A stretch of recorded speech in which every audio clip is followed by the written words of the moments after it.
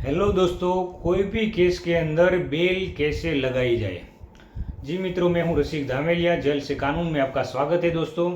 तो दोस्तों, जेल में बहुत सारे छोटे बड़े केस में बहुत सारे कैदी आते हैं। तो वो क्या करते हैं, जेल में आके सीधा अपना केस का बेल लगाना चालू कर देते हैं, वकील रख लेते हैं और अपना पैसा, समय, अपने फैमिली का समय सब बर्बाद करते हैं। तो उसको ये मालूम नहीं होता है, वो सीधा वकील के पास जाते हैं। तो वकील कभी ना नहीं बोलते कि इसमें अभी बेल होगा कि नहीं होगा।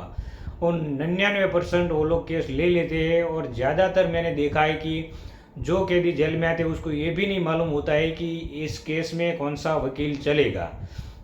उसको तो बस कोई भी फैमिली वाले या फिर कोई रिश्तेदार बोलेंगे कि हमारा पहचान वाला ये वकील है, तो वही वो वकील रख लेते हैं। उसको ये मालूम नहीं है कि ये वकील का ये केस में टैलेंट है कि नहीं, तो उसमें वो ज़्यादा अटवा जाते हैं। तो मेरे पास बहुत सारे कैदी आते हैं, तो मैं उसको सही सलाह देता था, उसको अच्छी राय देता था कि उसका पैसा खराब ना होए और उसका टाइम से बेल हुए। तो दोस्तों, जो छोटे केस होते हैं, जैसे कि चोरी का केस होता है, मारामारी का केस होता है, या फिर नॉर्मल चीटिंग का केस होता है, वो चीटिंग के अंदर कोई बड़ा प्रूफ ना हो, जो डुप्लीकेट आईडी बना के चीटिंग नहीं किया है, नॉर्मल चीटिंग है, तो ऐसे केसों में जमानत जल्दी हो जाती है। मतलब कि जो केस के अंदर 7 साल की सज़ा का प्रावधान है, उसके नीचे की कोई भी सज़ा है, तो उसके अंदर चार्जशीट से पहले यानी कि 60 दिन से पहले उसमें जमानत लगभग मिल जाती है और उसमें रख देनी चाहिए।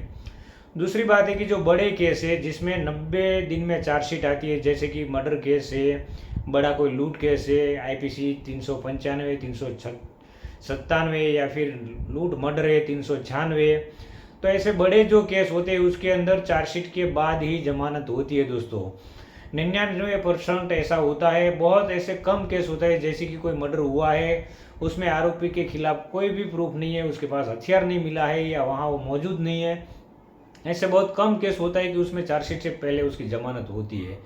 तो मेरे पास एक केस आया था, तो सरे जाहिर मर्डर करके वो लोग अंदर आए थे। तो उसको मैंने बोला कि आप इंतज़ार करो, इतना जल्दी जमानत नहीं होता है आपका, लेकिन वो फिर भी उसने बड़ा वकील रखा, जमानत रखी। ऐसा करके उसने मतलब 5 या 7 लाख रुपया खराब कर दिया, लेकिन उसकी जमानत नहीं हुई थी। फिर चार्जशीट के बाद भी उसका हाईकोर्ट से 1 या 2 जन की जमानत हुई थी, 3 जन की जमानत नहीं हुई थी। लास्ट में उसको 1.5 2 साल के बाद उसको समझौता करके उसको केस चला के छूटना पड़ा था। तो मित्रों, केस का एविडेंस देखा जाता है खास करके, और जो बड़ा केस होता है उसके अंदर तो 90 दिन से पहले हकीकत में जमानत रखनी ही नहीं चाहिए। वो रिजेक्ट होने ही वाली है, तो पैसा क्यों बर्बाद करें।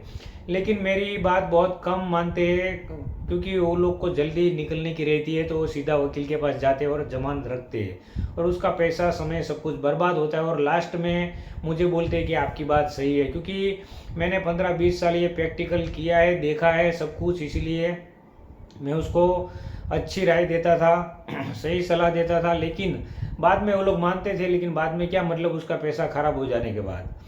तो दोस्तों, हकीकत में जो 7 साल के नीचे का है उसमें जमानत जल्दी मिल जाती है दोस्तों, और 7 साल के ज़्यादा प्रावधान है जो केस में, उसमें चार्जशीट के बाद ही जमानत रखनी चाहिए, उसके बाद ही बेल मिलती है दोस्तों।